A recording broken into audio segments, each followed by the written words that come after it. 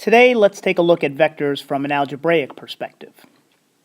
Okay, well, let's start here.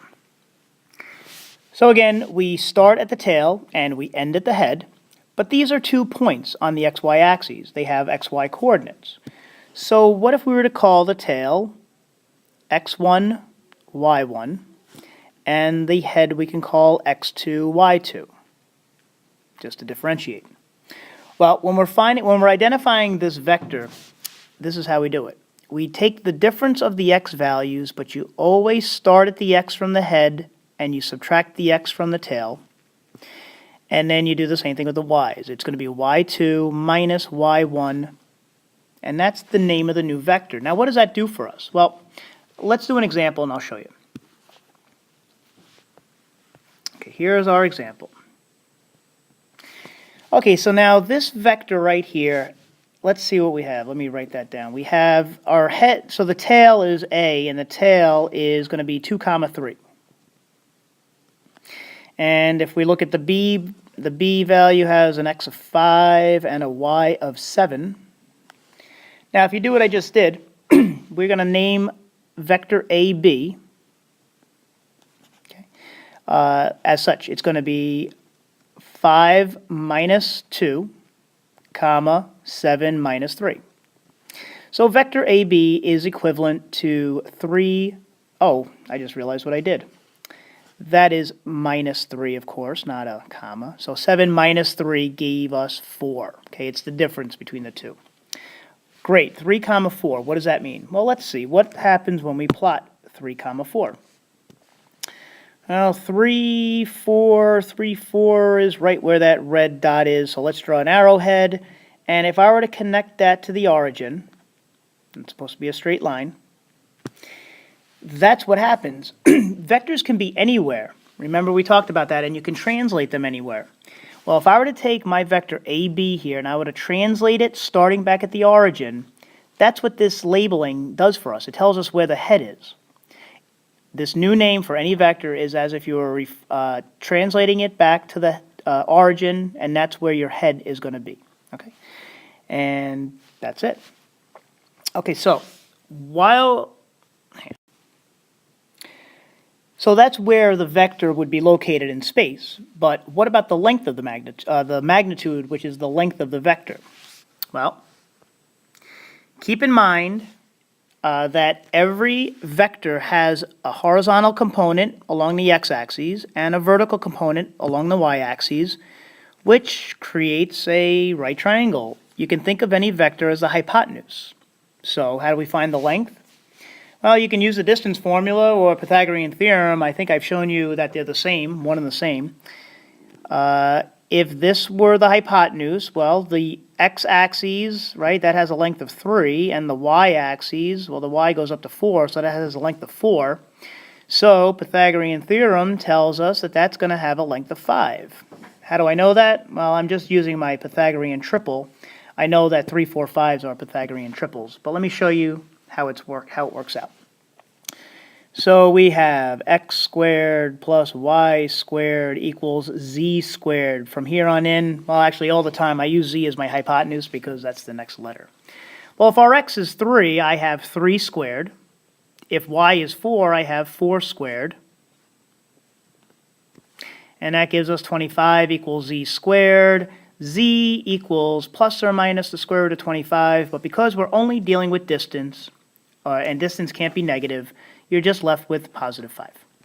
Okay, so there's my hypotenuse, which in turn is the magnitude of our vector AB. All right, well, let's take a couple vectors now and do something with them. Let's add and subtract and all this stuff. All right, well, before I show you how to do that, we need some vectors. So let's give ourselves a vector A and a vector B.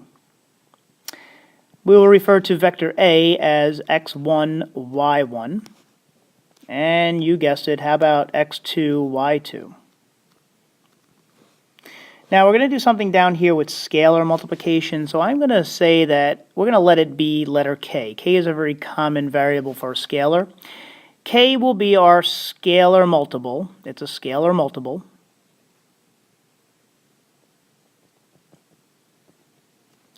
and it is going to be any real number. Okay? All right, we'll get to that in a minute. First addition. So if I were to ask you to take vector A plus vector B, this is how you add them. You add the x values, comma, and then you add the y values. Not too bad. That would represent the sum of vector A and B. What if I asked you to take vector A and from it subtract vector B? Let's see what we get there. Well, now we're starting with A, so we do have to start with x1 and y1. So that would be x1 minus x2, comma, y1 minus y2. And for the scalar multiplication, a scalar multiple is something you just distribute and multiply everything by. So it would be something like this. It would be asking you to say, what is k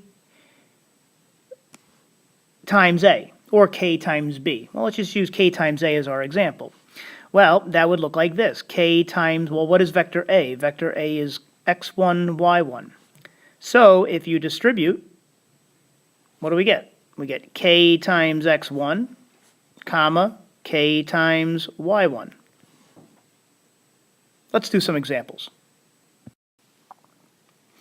Let us take vector A, and let's assign it some values. How about 2, comma, negative 3? And vector B. I don't know, how about, 4, comma, 2. And we are going to need a scalar, and I said it could be any real number. So how about, we'll keep it simple for this. How about k equals 4? Okay, so those are our givens. For addition, let's add vector A plus vector B.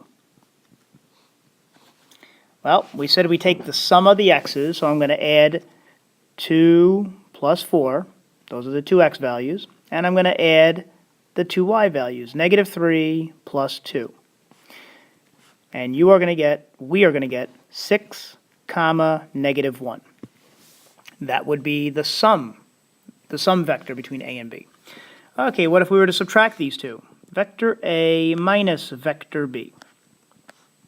Well, because A, now here it doesn't matter because addition is commutative, but subtraction is not. Never forget, 3 minus 4 is not the same as 4 minus 3. So whatever vector comes first, those xy points come first. It has to be that way or else you're going to get the wrong answer.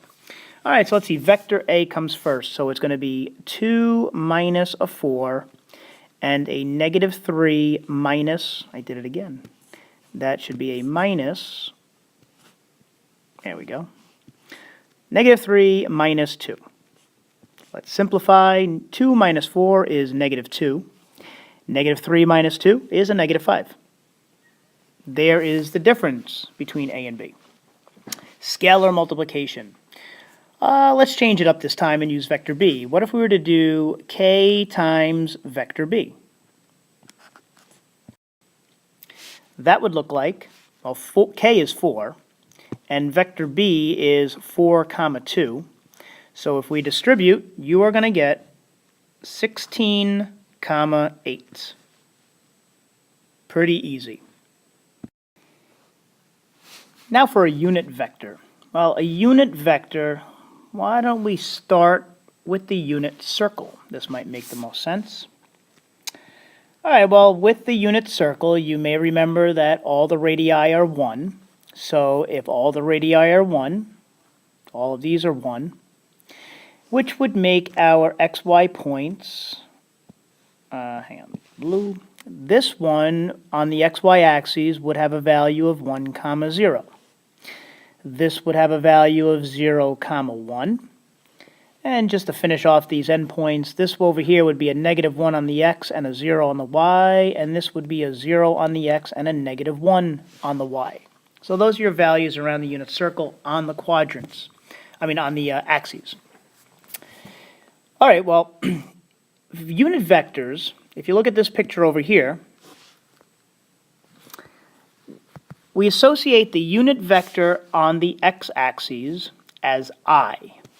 Okay, the unit vector is I, and that's the little notation right there for vector, for the unit vector. Okay, we've up to this point I've shown you vector I can be written like that, but when we're dealing specifically with the unit vector has a little hat on it like that. Okay, so just so you know the notation, they're both vectors. And so if you look here, if I'm telling you the unit vector along the x-axis is I, and the unit vector has a length of 1, well then, vector I, what can I write this? Let me do it down here. Vector I, or unit vector I, if you will, is equivalent to 1, 0, because that's where the tail starts here and the head would end there. Vector j, for the same reason, vector j, unit vector j, is denoted with a 0, 1, because that's where it falls. Up here, if this were the unit circle, oh, I'm using white. How about something darker? All right, this is not a good circle, but I think you understand here. This has a length of 1, and that's I, so I has, that's where the head is, 1, 0, and j ends there. The head ends at 0, 1, so that's how you identify I and j. They're labeled by those. And then what we're going to do with these is we're going to take a vector and treat it as the sum of unit vectors. I'll show you how to add that. But right now, we're not going to get into 3D, but I just want to show you the relationship while we're right here. So let me just get rid of a couple things here. Okay. If I were to, oh wait, let me do this. 1, 2, 3, and then I can delete that. There it is. We're going to get into three-dimensional space, which is the world we live in.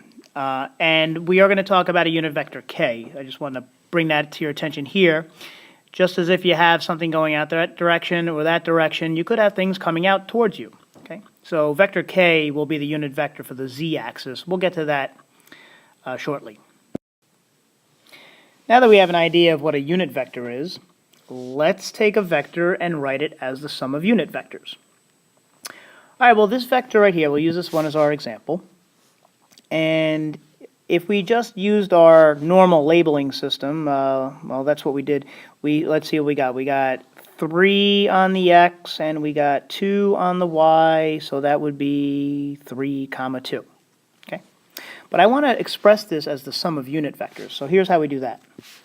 On the x-axis, that orange vector right there is a unit vector. It goes to 1, 0. So the unit vector I is 1, 0. But I'm not going out there. I'm going out all the way over here to 3. So I have to take that and multiply it by 3. If I take that and multiply it by 3, you distribute, and you're going to get a 3 times a 1 and a 3 times a 0. And that's exactly where the horizontal component goes. It goes out to 3, 0. Let's look at the vertical piece now, up this way. Okay? Use green. Well, the unit vector on the y-axis goes up to 0, 1. 0, 1 is the unit vector there. But again, we're not going up there. We're actually coming all the way up here to 2. So that would, I'd have to multiply it by 2, because watch what happens when you distribute. 2 times 0 and 2 times 1. And that's exactly where the vertical component is going. It's going up to 0, 2. Now, because you're allowed to, well, here, let me just rewrite this. This right here, this equals I, so this is the same as 3 times I. And this right here is the same as j, so that's the same as 2 times j. And I'll use the little hat on top. And the sum of unit vectors, all I do is this. I'm adding those two vectors. Because remember, with the geometric vectors, I can translate these anywhere I want. If I were to take this vector and move it over here, well, it's going to have the same direction and the same magnitude, right? So that's 2j over there as well. And right over here, this one we said was 3i. So how do we add vectors? We go from the tail, here, where am I here? We go from the tail to the head, and then the tail to the head, and then the shortcut is the sum of those two vectors. So this one represented as the sum of unit vectors would be 3i plus 2j. There you have it. Let's just do one more before we wrap it up here. I want to make sure you understand this concept. Okay, so here is a new one, and I'll do this fairly quickly since we just talked about it. So the unit vector over here is 1, 0, but again, we are going, where are we going out to? What is that, 8? So we're going out to 8. So if I did 8 times the unit vector, I'm going to get 8i.